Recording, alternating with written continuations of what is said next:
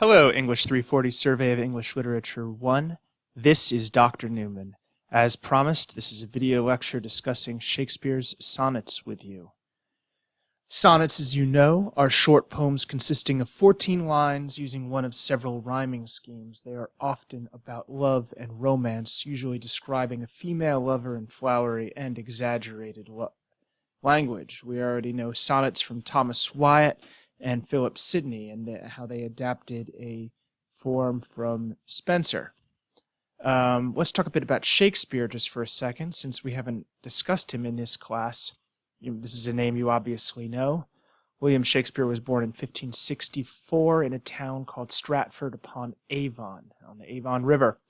This was a small market town, and it was as far away from London as Springfield is from St. Louis, which is a much huger distance at a time when you don't have cars and interstate highways. It would have taken a days and a half ride in a wagon to get from Stratford to London.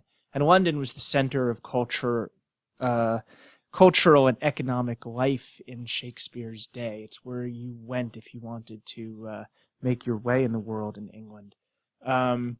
So unlike a lot of other famous writers, he is from a really modest background, possibly from a recusant family, that is, a family that stayed secretly Catholic even as the Protestant government of Elizabeth I started persecuting Catholics more and more. Curious thing about Shakespeare, he marries a woman named Anne Hathaway at age 18. She's 8 years older than him, and they have a child 6 months later. He doesn't stay in Stratford for much longer. By the late 1580s, he has moved to London. We have records of him performing in plays as early as 1588. However, records indicate that Anne and Shakespeare's children, first a daughter and then twins, did not move to London with him, but that he would go back to visit them at least once a year. He, according to the records, rented solitary apartments and lived as a single man, more or less, in London until he finally reunited with Anne Hathaway when he retired in 1610. But his earliest credits as a playwright begin around 1592. And by 1594, he seems to, after some early successes, become well established with a playing company called the Lord Chamberlain's Men. He did very well writing for the theater and became one of the principal shareholders of this theater company. And by 1597 was rich enough to buy land in Stratford, to buy a coat of arms that his father had applied for many years before. And when he dies in 1616, he makes specific arrangements about all the land that he's bought for his daughter, Susan Shakespeare, and his other daughter, but leaves his wife only his second best bed, which suggests that maybe their relationship wasn't the best. I don't know.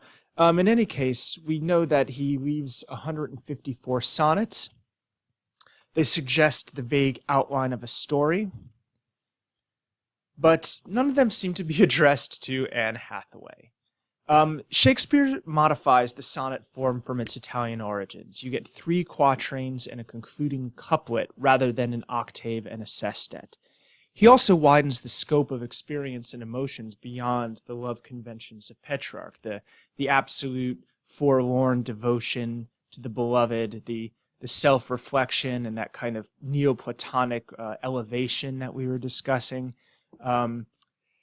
He may have written them to obtain aristocratic patronage. He also wrote narrative poems such as Venus and Adonis and the Rape of Lucrece, which were not intended for publication, but for circulation with a coterie audience. We discussed that already. And in fact, the vast majority of Shakespeare's sonnets were not published until well after they were written in 1609.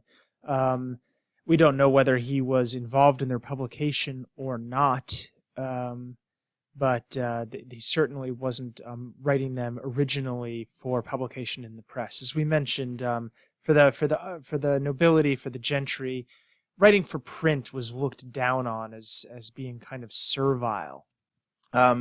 Some some believe, many believe, in fact, that the addressee of the first 126 sonnets is Henry Wriothesley, the Earl of Southampton, a young man. Wriothesley had apparently declared he would never marry and spent his time in London going to plays every day. Now, the problem with this is that Wriothesley was very rich, but his money was being held in trust by somebody close to the king because his parents had had a spectacularly bad divorce, and he wasn't going to get all of his money unless he married. So it's possible that going to the theater all the time, he may have made an impression, or Shakespeare may have made an impression on this young earl. Shakespeare was still young, possibly handsome himself. He was around 29 when he dedicated Venus and Adonis, a narrative poem about the Venus pursuing a young mythological guy named Adonis. Shakespeare dedicates this to the younger earl, who was then only 20. And these poems were written along with a lot of the early sonnets. They're dated to around 1592 to 1593.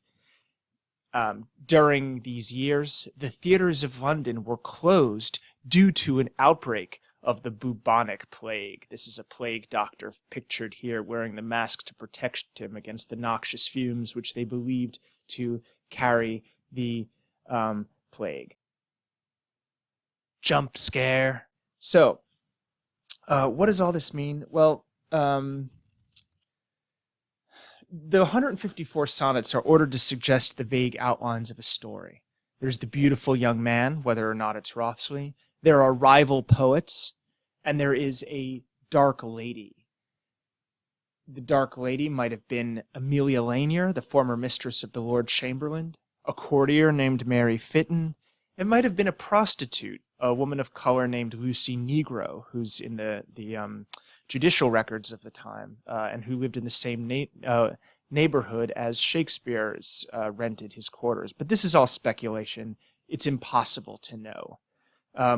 What we do know is that the sonnets sort of tell this vague outline of a story of this passionate friendship or love affair with this young man who gradually grows away from the poet, and then his involvement with this older woman, older at least than Wriothesley, a dark lady, which is not your idealized Petrarchan love affair. The dark lady is a real woman, and it's a more complicated and realistic depiction of erotic love than we usually see in Elizabethan sonnet cycles.